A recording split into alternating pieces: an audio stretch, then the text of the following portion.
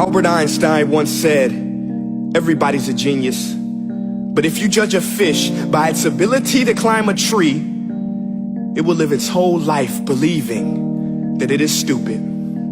Ladies and gentlemen of the jury, today on trial we have modern day schooling. Glad you could come. Not only does he make fish climb trees, but also makes them climb down and do a 10-mile run. Tell me, school, are you proud of the things you've done?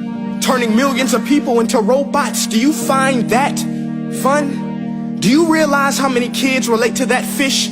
Swimming upstream in class, never finding their gifts, thinking they are stupid, believing they are useless?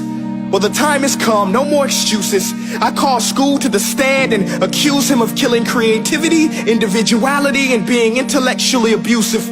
He's an ancient institution that has outlived his usage. So, Your Honor, this concludes my opening statement, and if I may present the evidence of my case, I will prove it. Proceed. Exhibit A. Here's a modern day phone. Recognize it? Here's a phone from 150 years ago. Big difference, right? Stay with me. Here's a car from today, and here's a car from 150 years ago. Big difference, right? Well, get this. Here's a classroom of today, and here's a class we used 150 years ago. Now, ain't that a shame? In literally more than a century, nothing has changed. Yet you claim to prepare students for the future?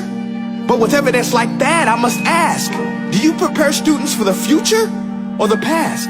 I did a background check on you and let the record show that you were made to train people to work in factories, which explains why you put students in straight rows, nice and neat, tell them sit still, raise your hand if you want to speak, give them a short break to eat, and for 8 hours a day tell them what to think. Oh, and make them compete to get an A letter which determines product quality, hence grade A of meat. I get it. Back then, times were different. We all have a past. I myself am no Gandhi. But today, we don't need to make robot zombies. The world has progressed. And now we need people who think creatively, innovatively, critically, independently, with the ability to connect. See, every scientist will tell you that no two brains are the same. And every parent with 2 or more children will confirm that claim.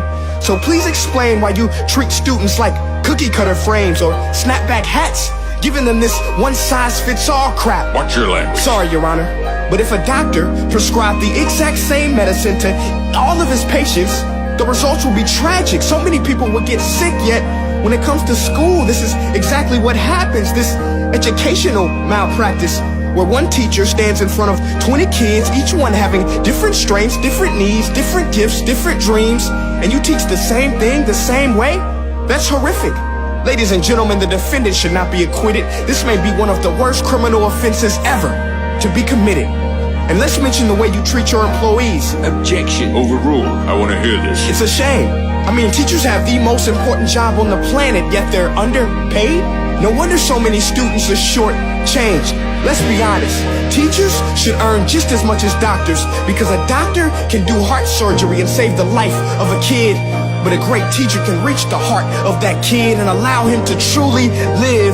See, teachers are heroes that often get blamed, but they're not the problem. They work in a system without many options or rights. Curriculums are created by policymakers, most of which have never taught a day in their life. Just obsessed with standardized tests. They think bubbling in a multiple choice question will determine success. That's outlandish. In fact, these tests are too cruel to be used and should be abandoned, but don't take my word for it. Take Frederick J. Kelly, the man who invented standardized testing, who said, and I quote, "These tests are too cruel to be used and should be abandoned." Ladies and gentlemen of the jury, if we continue down this road, the results will be lethal. I don't have much faith in school, but I do have faith in people. And if we can customize healthcare, cars, and Facebook pages, then it is our duty to do the same for education, to upgrade it, change it, do away with school spirit, because that's useless. Unless we're working to bring the spirit out of each and every student, that should be our task. No more Common Core. Instead, let's reach the core of every heart in every class. Sure, math is important, but no more than art or dance. Let's give every gift an equal chance. I know this sounds like a dream, but countries like Finland are doing impressive things. They have shorter school days, teachers make a decent wage, homework is non-existent, and they focus on collaboration instead of competition. But here's the kicker, boys and girls. Their educational system outperforms every other country in the world. Other places like Singapore are succeeding rapidly. Schools like Montessori, programs like Khan Academy. There is no single solution, but let's get moving. Because while students may be 20% of our population, they are 100% of our future. So let's attend to their dreams, and there's no telling what we can achieve. This is a world in which I believe, a world where fish are no longer forced to climb trees. I'll rest my case.